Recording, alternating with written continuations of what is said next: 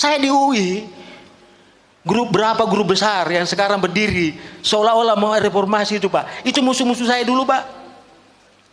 Di awal-awal itu saya angkat bendera melawan Jokowi itu 2016. Setelah kami ke istana itu beritahu Jokowi jangan lakukan ini, jangan lakukan ini, 1, 2 sampai 10 saya minta itu. Sampai saya pertaruhkan harga diri saya. Pak Jokowi, kalau Bapak tidak percaya saya, Bapak punya aparat keamanan, silakan telusuri siapa saya.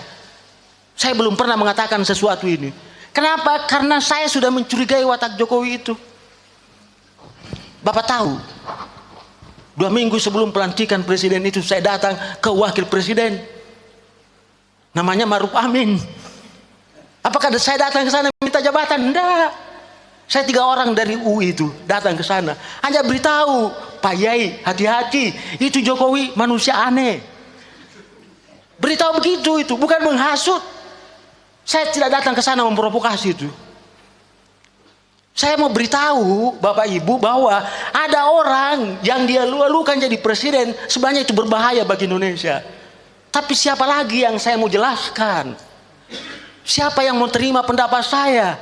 Ketika semua teman-teman saya mengatakan Jokowi itu bagus, orang dari desa. Anda tidak perlu tahu, Anda pernah tahu bahwa Jokowi itu sudah lama dipersiapkan. Informasi itu yang tidak sampai ke tangan Bapak Ibu, sehingga mudah sekali ditipu oleh media, mudah sekali ditipu oleh para bandit-bandit politik yang dari kampus-kampus itu, akademisi, dosen, intelektual, mudah sekali kan tidak dikasih duit, suruh ngomong dia, Bapak ikut semua. Apa jadinya sekarang? Menyesalkan kita pelihara Jokowi. Dan setelah celakanya itu bukan berakhir Jokowi, ada lagi anaknya dia titip. Karena itu saya bilang, saya tulis di situ Pak, Jokowi adalah presiden terburuk yang pernah dikirim neraka ke bumi. Saya bilang begitu. Dan Jokowi itu adalah hukuman bagi bangsa Indonesia, karena bangsa Indonesia suka menganiaya dirinya sendiri dan suka menipu dirinya sendiri. Jadi Jokowi itu tidak ada, dia bebas. Dia hanya menjalankan tugas takdirnya dia. Dia diutus oleh neraka. Dan dia diutus untuk kasih menderita Bapak. Itu saja itu. Dan saya menghindar dari situ, saya sudah selamat. Saya sudah ajak semua orang, tapi orang lain tidak mendengarkan saya. Oke, saya masuk ke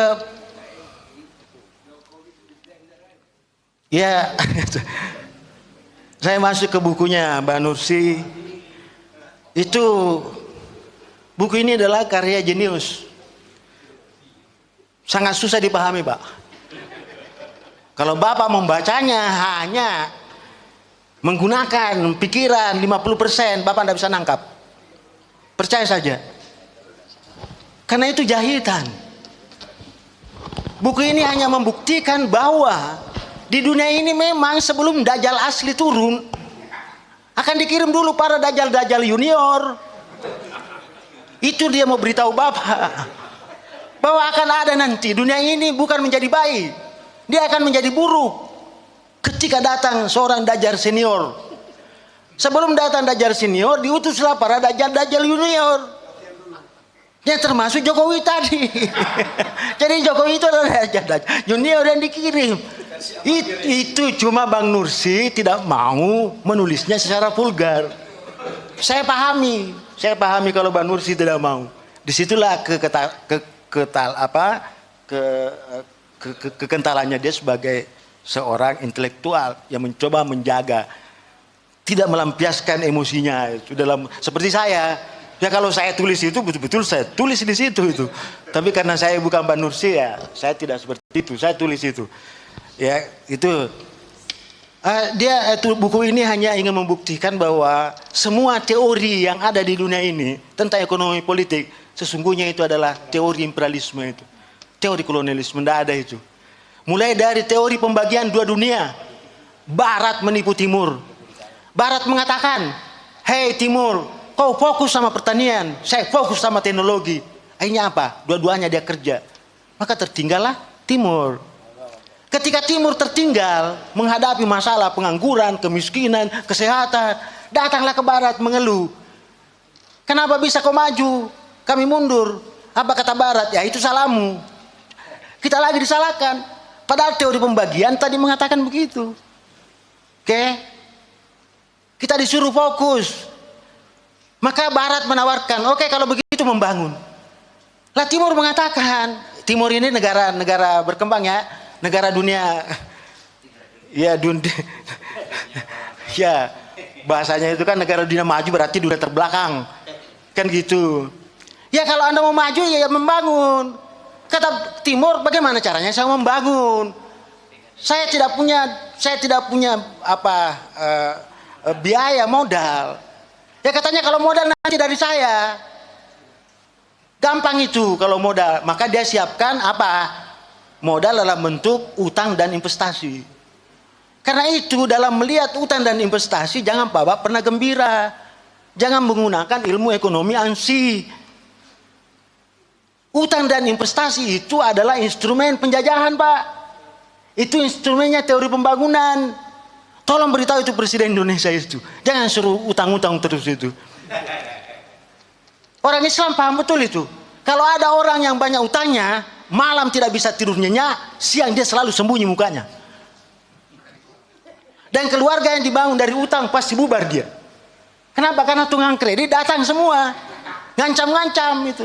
Itu aja analoginya sederhana itu. Kenapa Jokowi suka berutang itu? Karena memang mau menjerumuskan negara kita itu. Saya katakan tadi, saya konsisten mengatakan bahwa Jokowi itu adalah presiden yang terburuk yang pernah dikirim neraka ke bumi. Saya ulangi lagi. Saya tidak mau lagi memberikan itu. Capek saya itu. Capek saya setiap hari WA dipenuhi dengan kutukan kemarahan terhadap Jokowi. Saya mau tutup itu dengan menyadarkan, hey, Jokowi itu adalah manusia terburuk yang dikirim neraka ke bumi. Tujuannya untuk menghukum Anda. Untuk kamu semua karena kamu tidak sadar. Coba bayangin itu. Ini orang Indonesia ini kayak lagu dangdut. Suka sekali lagu dangdut. Dirampas cintanya, pacarnya, diperkosa, malah dia nyanyi, hei, jangan kau lari pacarku. Goyang dia, Pak. Tidak mau bunuh diri. Tidak mau kejar si pemerkosa itu. Itu orang Indonesia itu. Jadi dia senang sekali itu membicarakan nasib buruknya. Dia senang itu. Coba, Pak. Dia gembira itu jadi wapresnya itu si Gibran itu. Coba bayangin itu. Padahal kalau dia marah, dia kumpul marah itu, sehari itu bisa lenser Pak. Kekuatan demokrasi itu adalah ketika Bapak sadar untuk berkumpul, untuk berteriak. Sejarah demokrasi adalah sejarah memenggal penguasa.